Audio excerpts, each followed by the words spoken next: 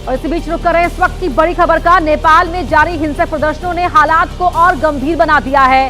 राजधानी काठमांडू में धुएं और आगजनी के बीच हवाई सेवाओं पर असर पड़ा है। त्रिभुवन अंतर्राष्ट्रीय हवाई अड्डे से उड़ानें रद्द कर दी गई हैं, जिससे यात्रियों और एयरलाइंस को भारी दिक्कतों का सामना करना पड़ रहा है। तस्वीरें भी आप देख रहे हैं। नेपाल में बदले हुए घटनाक्रम को देखते हुए एयर इंडिया, इंडिगो और स्पाइस जेट ने भी अपनी सभी उड़ानों को रद्द कर दिया है।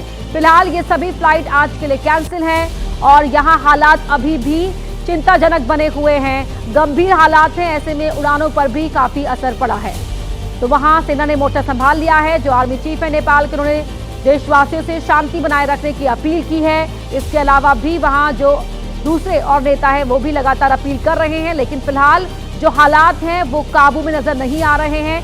हालांकि सेना ने वहां पर मोर्चा संभाल लिया है और भारत में भी भारतीयों के लिए एडवाइजरी जारी की गई है कि वो नेपाल का फिलहाल सफर ना करें और जो नेपाल में पहले से ही भारतीय हैं वो अपने घरों के अंदर रहें। तस्वीरें आप देख रहे हैं किस तरह से वहां पर गाड़ियों को फूंक दिया गया है, जो प्रमुख इमारतें हैं उनको आग लगा दी गई है। इसके अलावा सरकारी दफ्तरों के अंदर घुसकर भी तोड़फोड़ की गई है, आगजनी की गई है। नेताओं के घरों को आग के हवाले कर दिया गया है।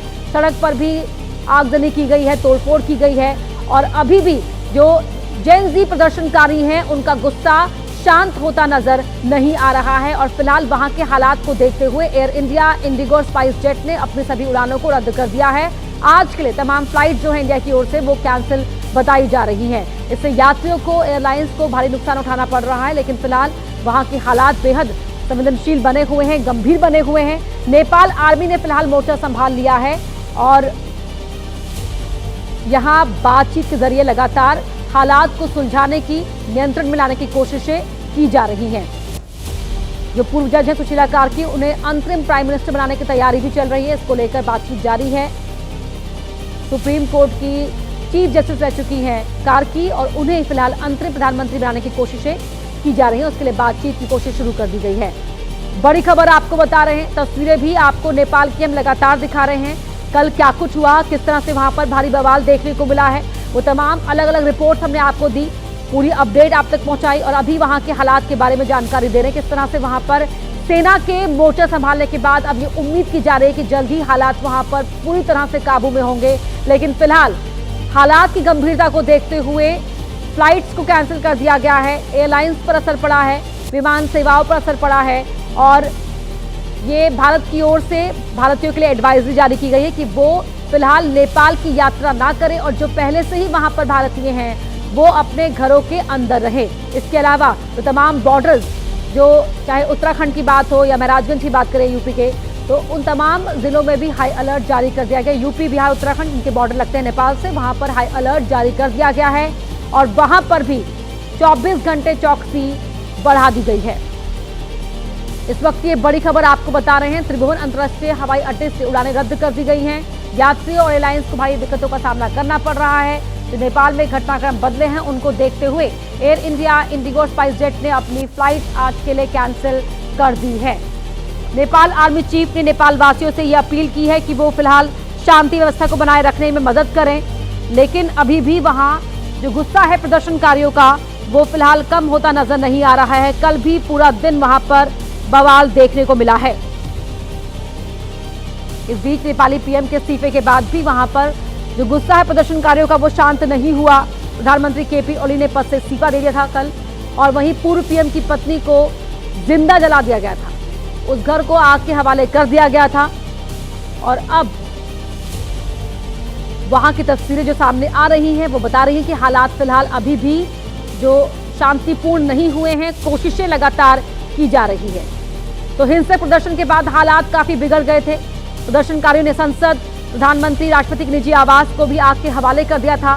सुरक्षा बलों से हथियार छीन लिए गए थे और पूर्व पीएम झालानाथ खनाल की पत्नी राजलक्ष्मी चित्रकार को जिंदा जला दिया गया। वहीं पूर्व पीएम शेर बहादुर देवा को उनके घर में पीटा गया। वित्त मंत्री विष्णु पौडेल को भी काठमांडू में दौड़ाकर मारा गया। पीएम ओली के इस्तीफे के बाद सेना ने उन्हें सुरक्षित जगह पर पहुंचा दिया है। अब तक 400 से अधिक लोग घायल हुए हैं और 22 लोगों की मौत की जानकारी नेपाल में इस हिंसक प्रदर्शन के दौरान मिल रही है। जो आंदोलनकारी हैं वो बालेन शाह को अगला पीएम बनाने की मांग कर रहे हैं, जो अभी काठमांडू में मेयर हैं। उनकी तरफ से भी ये पोस्ट किया गया था। कहा गया कि प्रिय जेनजी, आपके हत्यारे का इस्तीफा आ गया है, तो अब धैर्य रखें। अब आपको और मुझे संयम बरतने की आवश्यकता है। जेनजी अब घर जाए, ये अपील बालेन शाह की ओर से भी की गई है। बालेन शाह और रवि लामिछाने के साथ सेना के आर्मी चीफ बातचीत कर रहे हैं। फिलहाल जो अंतरिम प्रधानमंत्री है वो सुशीला कार्की को बनाए जाने की बात निकलकर सामने आ रही है। ये दो तस्वीरें आपके टीवी स्क्रीन पर सुलग रहा है नेपाल। पड़ोसी देश में जो अस्थिरता पैदा हुई है उसको देखते हुए पीएम मोदी ने भी कहा है कि जरूरी है कि पड़ोसी देश में स्थिरता आए, शांति कायम हो, और इसीलिए भारतीयों के लिए भी एडवाइजरी जारी की गई है। दो तस्वीरें आपके टीवी स्क्रीन पर आप देख सकते हैं किस तरह से नेपाल सुलग रहा है। राजधानी काठमांडू और आसपास के इलाकों में जो झड़प हुई है, आगजनी हुई है, 22 लोग उसमें अब तक मारे जा चुके हैं और 400 से अधिक लोग घायल बताए जा रहे हैं। वहां पर जो पार्लियामेंट उसे फूंक दिया गया, पीएम ओली का निजी आवास जला दिया गया, राष्ट्रपति भवन में आग लगा दी गई, गृह मंत्री के निजी आवास पर हमला किया गया। इसके साथ ही नेपाली कांग्रेस पार्टी ऑफिस में भी आगजनी की तस्वीरें देखने को मिली।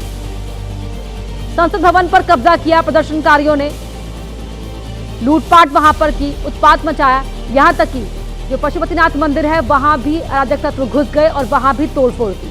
सिंह दरबार की तस्वीरें सामने आई, जलता हुआ सिंह दरबार नजर आया। इसमें सभी प्रमुख सरकारी दफ्तर हैं इसके अंदर। और वहीं इसी बीच पीएम ओली के इस्तीफे के बाद जो आर्मी है वो पीएम केपी शर्मा ओली को सुरक्षित स्थान पर लेकर चली गई।